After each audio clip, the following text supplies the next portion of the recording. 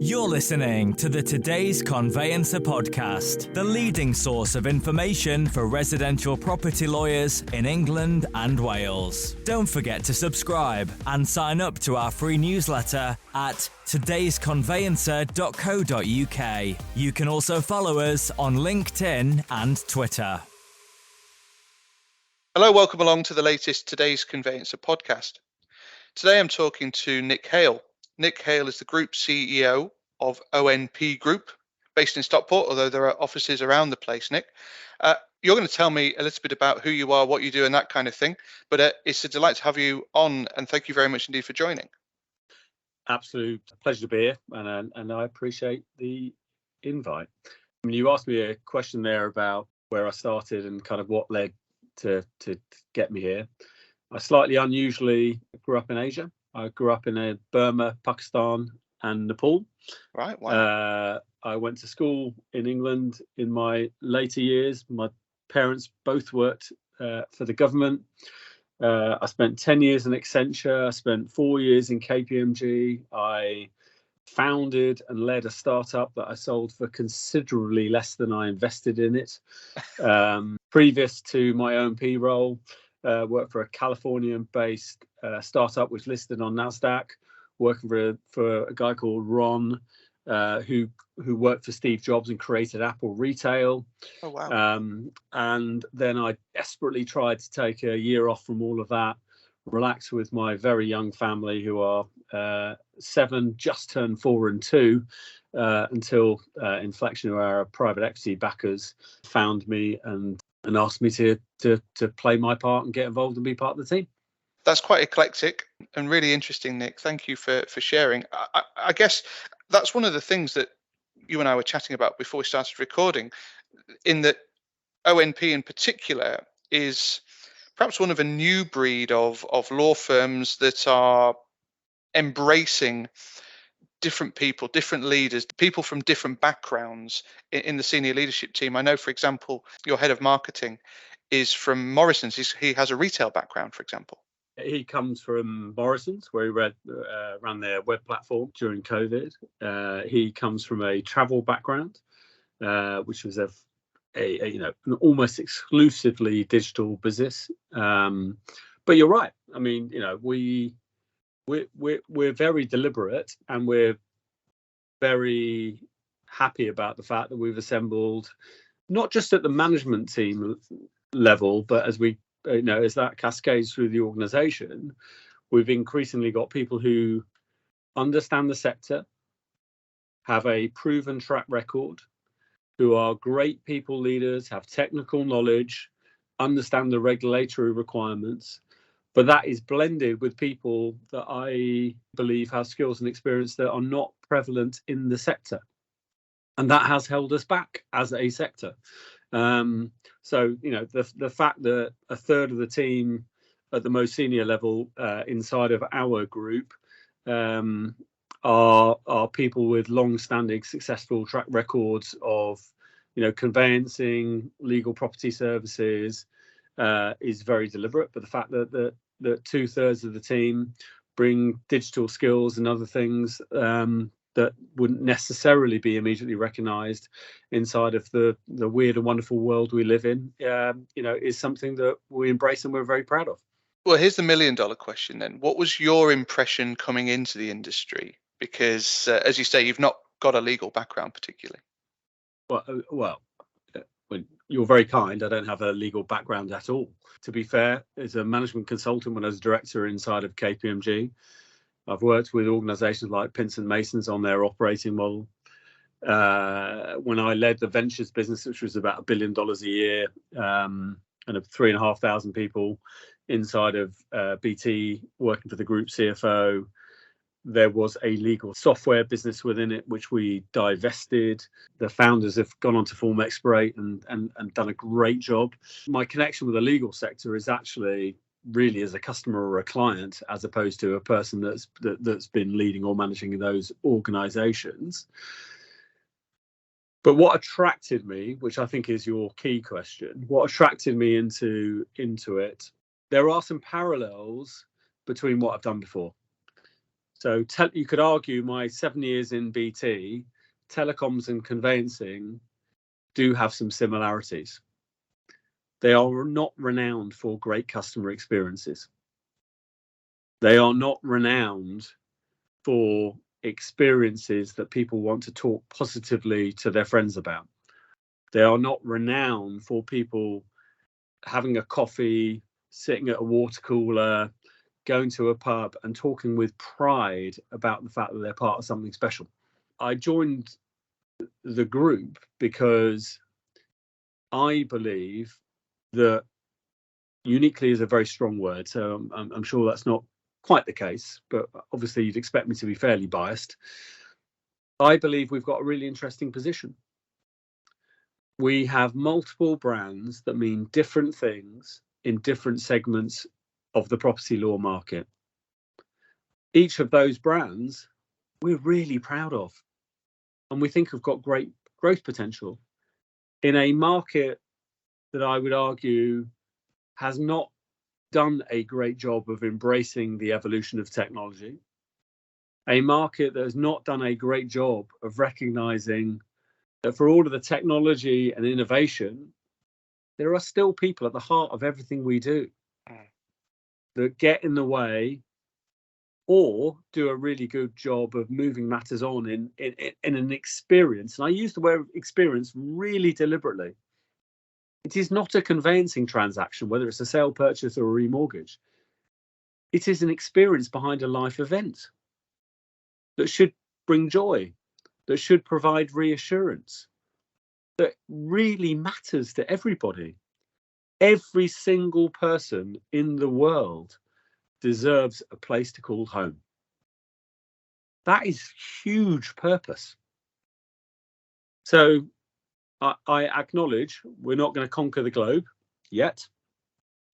We are a UK-bound business, but I do believe that there are parallels between what I've done in retail, what I've done in telecoms, and what I'm now trying to be part of in this sector, where I believe that we should be consistently delivering experiences that meet people's expectations and are quite clearly parallel to what people expect in other parts of their lives. We should be expected to be responsive.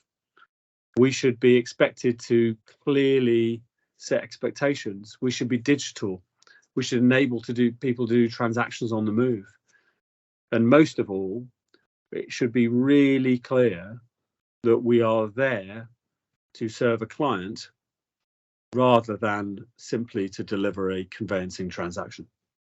Wow, I think your enthusiasm, your passion for that really comes over, Nick. Thank you for sharing that as a purpose. It's interesting to hear. We've just recently done a branding podcast, would you believe, in which this kind of topic really came up, that there has to be a common purpose. There has to be something that unites an organization and really can drive it forward. It sounds like you've brought some of that direction to ONP, or the group has brought some of that direction to ONP. Look, it's quite clearly not about me. I mean, we've got a collection of 550, 600 great people and growing that together show up and make decisions that are hard to identify, hard to touch, that have an impact on our clients' experiences, our financial performance, our CSAT, NPS, Trustpilot scores, each and every day. I'll probably use two examples which might seem slightly strange. Early in my career, I worked for Virgin Atlantic. And I controversially made a public statement in Virgin Atlantic, which didn't go down that well at the time, which was that 20% of people did 80% of the work, and 80% of the people thought it was a lovely place to work. That did not serve clients well. My second example is a very personal one. As Nick, I'm not driven by status. I am driven by a really single fear. And that is hopefully what will turn out to be a happy, healthy and long retirement. I want to sit back in a quiet corner and reflect on the fact that I was part of something really special. Hopefully several times. Not reflect quietly on what it could have been if we'd shown up in a different way. There's a great guy called Jeff. I won't name his surname. When I ran Ventures, one of the things we did was we ran 999 services in the UK. Mm-hmm. 26 million calls a year, answered on an average of less than 0.4 seconds. And our entire mantra was, oh, that's an incredible stat. But like, what can we do to make it better? And the answer to the question was, if you can make something better, why wouldn't you want to do it? Just why wouldn't you want to do it? Why wouldn't you want to put a smile on people's faces? Why wouldn't you want people to be in an environment where they could show up and do the best work of their careers with greater and greater ease and greater pleasure? I guess I do personally have an irritating enthusiasm and passion for trying to push the boundaries in positive ways. You know, you don't get people to do the best work of their careers because you tell them they have to. Perhaps I've gone off on a slight tangent, but hopefully it's helpful. No, not at all. Absolutely fascinating. So that's the journey that you're taking ONP on. You're trying to change the way that people view conveyancing, perhaps. Is that a fair assessment? I think that's very fair. One of the principles I think we're trying to take into what we do is that we believe that for several decades, conveyancing has been designed and takes place from the eyes of the conveyancer or from a legal perspective. And we'd like increasingly to look at it from the perspective of a client. Plain English, speed, communication in the right way at the right times, digital tools that make it easier for the client to play their part rather than simply better for the conveyancer and so on. But I come back to the words I used earlier. I don't see conveyancing, whether it's sale, purchase or remortgage, as a transaction. I see it as an experience. And if you see it as an experience, I think you shift your perception of what people should expect from it, whether you are an introducer, a broker, a client, a conveyancer, a case manager. There are journeys and experiences for each one of those that need to coexist. And I think we can make great gains that will be positive for many, many people and many, many different stakeholders.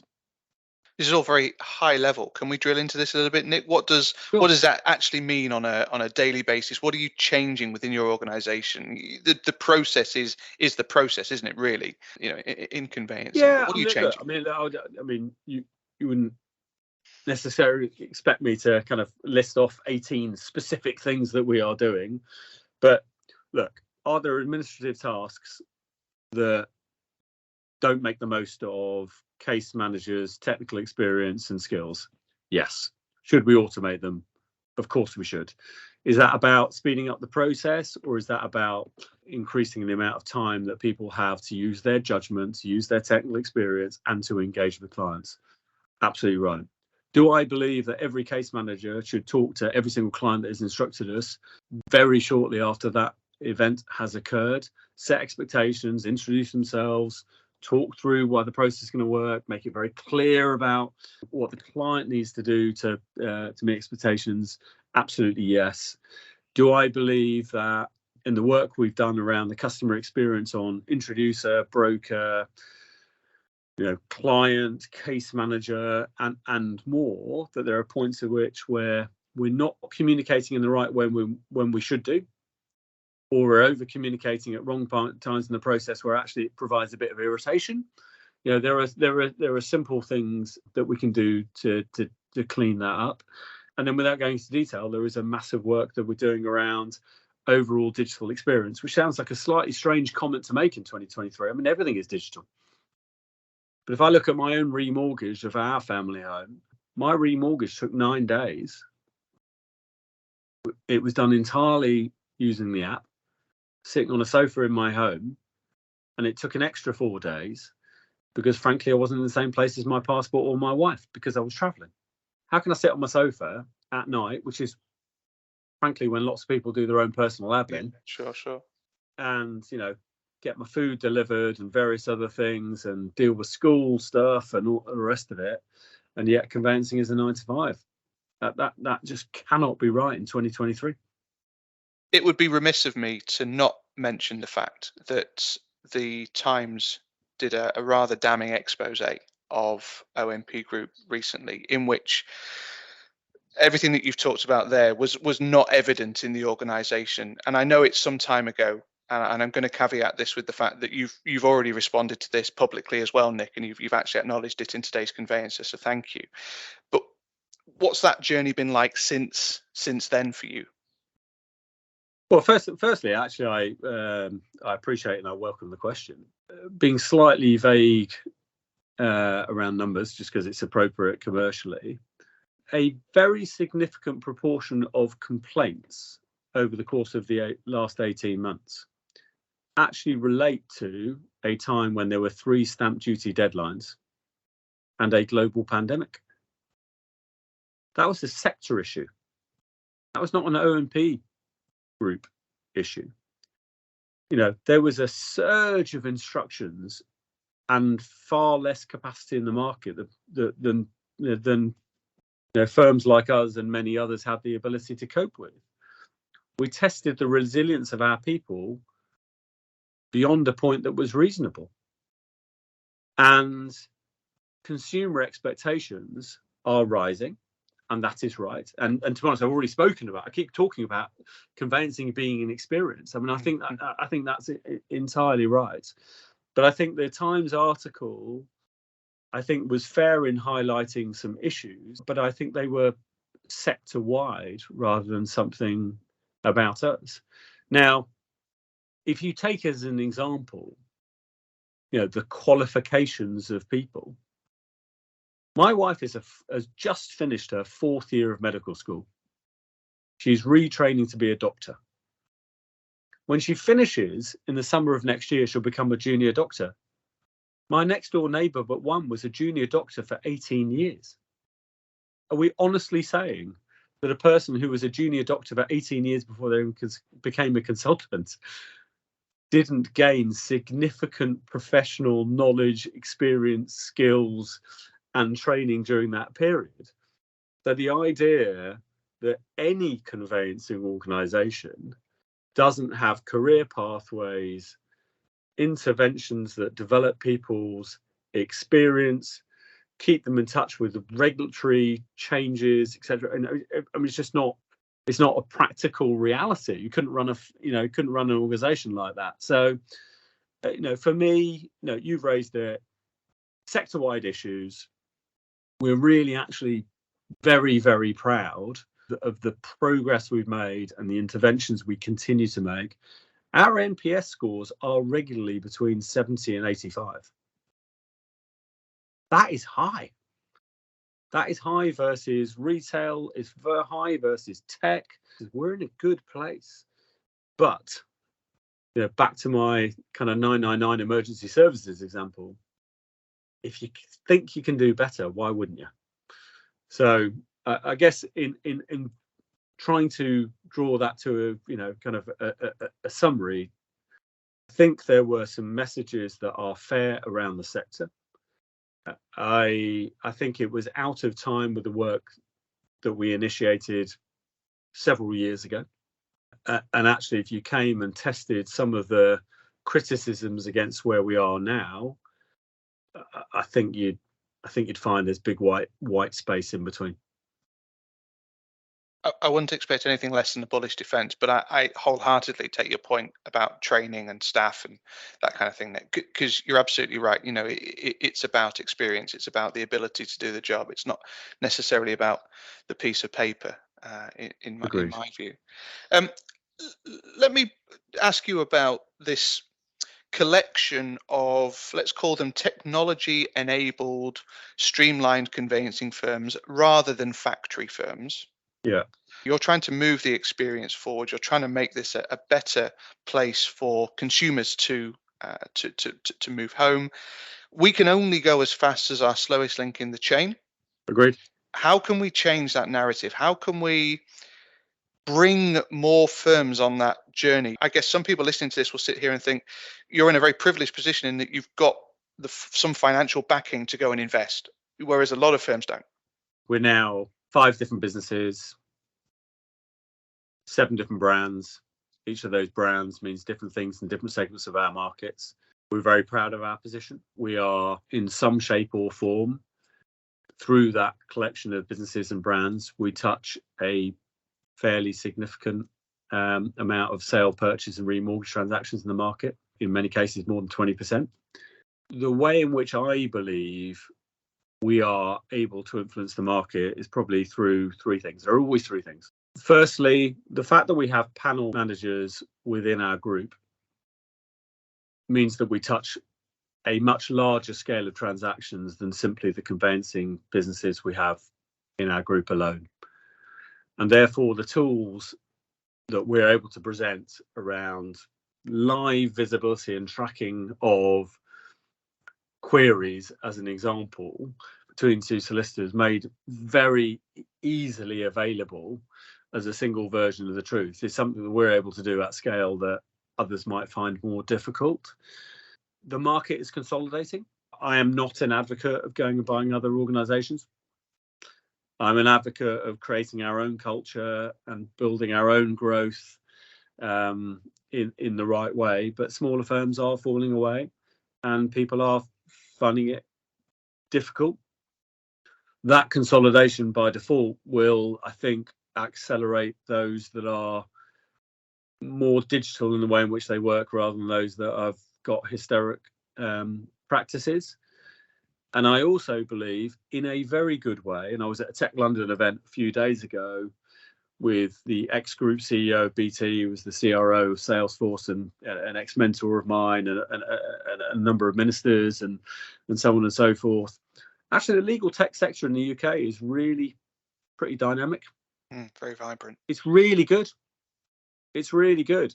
And not all of that, I joked earlier in my introduction that I successfully sold the firm I founded for considerably less than I invested in it, which was an experience in itself.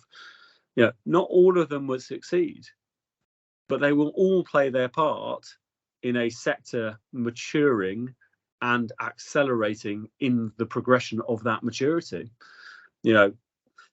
We actually have a mismatch, in my opinion, of consumer expectations and the sector's ability to match them.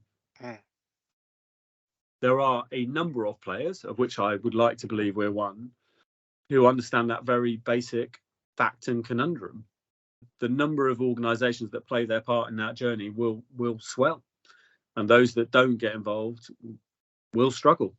I've asked this of a few people recently, so I'll ask you as well, Nick. If we're going to improve this process, is it government intervention? Is it left to the commercial sector? Where's your head at? I actually think we all exist in a very healthily dynamic sector. There's plenty of competition in a good way. You referred to private equity backing in the a little while ago. Private equity is involved. There are private investors. There are partnerships that have been around. It's a good, vibrant sector. I think the government, you take 3 stamp duty deadlines as an example. I think the chaos that was going to create was not well understood. I'm no minister. If they sit back now, they may well say, do you know what? It was a worthwhile pain. It was not about the conveyancing sector. It was about the economy more broadly. Yes. Yeah, absolutely. It just was. There is a lot of dialogue around land registry, as an example. I don't think payments and settlements is a problem. Some people talk about it. Honestly, it's not. I've been in post for 14 months. I've had 1 transaction highlighted to me in 14 months, and that was because a client was trying to do something they shouldn't have been doing. So therefore, the controls are working well. I just think we need a period of stability. More predictable interest rates, the government side of things like land registry, slightly more dependable and responsive. But the vibrancy of the market, I think, is healthy. Okay, interesting. Thank you for sharing. We brought up private equity, and it was a conversation I particularly wanted to have with you because we're starting to see investment in this sector. What has it meant for ONP and what you've been able to do? I mean, I think the first thing to say is, and I could be surrounded by people who think this is not a great thing. I hope not. But if private equity hadn't been behind the group I now lead, I'm not sure I'd be here. I think there is a scarcity of skills and experience that can be beneficial to the sector. Mm-hmm. I think the approach to people, the approach to digital skills, the approach to competition, the approach to how you nurture and win in a market to establish long-term partnerships on merit. I think all of those things are important. So I wasn't hired by the group I lead. I was hired by the private equity firm, who had a very clear strategy, investment thesis, and were, frankly, over the course of a fair few months, people that I got to know and concluded I'd really quite like to work with, who were trying to do something special in the sector where they thought there was an opportunity. I bought into and continue to believe in the fact that there, and I'm repeating myself, there is an opportunity to do something special. It is dynamic, it is competitive. Take sale and purchase as an example, 4,500 firms, a long tail, consolidating. No disrespect to the firm that I am part of, I don't think there is any clear leader, but there can be, and there should be, on merit. And I think private equity have spotted that that is the case. There are a number of significant players. There are very long tails. There's not necessarily a correlation between tech development more broadly in other aspects of our lives and how this sector is caught up. There is a paucity of skills that really matter in that race, and there are growing consumer expectations. And there is a very big market with limited capacity. If you put all of those things together, there's a very compelling opportunity for someone to get it right. So you kind of see that private equity will continue to invest in this space and in legal services in general? I think private equity have made a number of interesting investments. I think some of those are going to struggle. I think there's volatility in the sector, particularly around instruction volumes, that can be influenced by weather. The sun is shining. Who does their personal admin when the sun's shining? Interest rate changes, economic changes. In some respects, it's difficult to predict. I think if you're not vertically integrated in the way in which we are, it's quite difficult to create a balance across a group of companies that can withstand that volatility without it becoming a problem. So I think people have made bets because it's an interesting market. I'm not sure all of those bets will play off. You kind of indicated this earlier when we were talking, our appetite for further M&A. The only reason I hesitate is I really like and respect the team I am part of. I think we're doing a good job. I think we could do a better job. You can always do a better job. We're on a happy path to creating a culture, a set of businesses, and an overall group that I think can have a really positive impact in the sector. And therefore, by definition, frankly, from a PE perspective, the money will look after itself. If we do a good job, buying and integrating partnership-led organizations is really hard. I mean, integrating anything is hard. I was at BT when we bought EE. I was on the due diligence team, the deal team. When I was MD of Ventures inside BT, we had 3,500 people. It was $1 billion a year. Half of those people from EE. I mean, EE coming into BT and vice versa. That was a clash of cultures. Mm-hmm. It's just, it's worked out well, but it took years and years and years.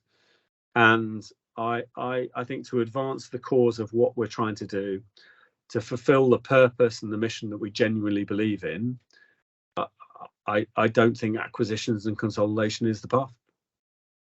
That doesn't mean that, opportunities won't arise. They do, happy days, but it'll be on a case-by-case basis. Yeah, never say no. Never say no. think one of the joys that I have around this podcast is putting faces to names. Nick Hale is CEO of ONP. What does that actually mean? Well, you've got a really interesting story to tell, Nick, and it's been great to have you on the podcast and for you to share that. So thank you very much indeed for joining. Honestly, it's an absolute pleasure. I mean, you asked me a question earlier. Why did I join the sector? And I honestly joined the sector because I think we have a very compelling opportunity as a team to do something that we can look back on with pride in the future, having done something really special. This is an arena where consumer expectations don't match what the sector is currently able to deliver. That is super exciting. And if you look up the make of our group, whether it's LMS, whether it's Conveyancing Alliance, whether it's ONP, Cavendish, Grindy's, Lavatech, and the list goes on, I believe we've got increasingly compelling ways in which we can help the sector to mature, consumer expectations to be met, and in doing so can provide fabulous career opportunities for people that are part of our team. And I'm very proud to be part of it. Thank you very much indeed. The Today's Conveyancer podcast is available on your preferred podcast provider. It's also available on todaysconveyancer.co.uk. My thanks to Nick. Thank you for listening, and we'll see you again soon. You're listening to the Today's Conveyancer podcast, the leading source of information for residential property lawyers in England and Wales. Don't forget to subscribe and sign up to our free newsletter at todaysconveyancer.co.uk. You can also follow us on LinkedIn and Twitter.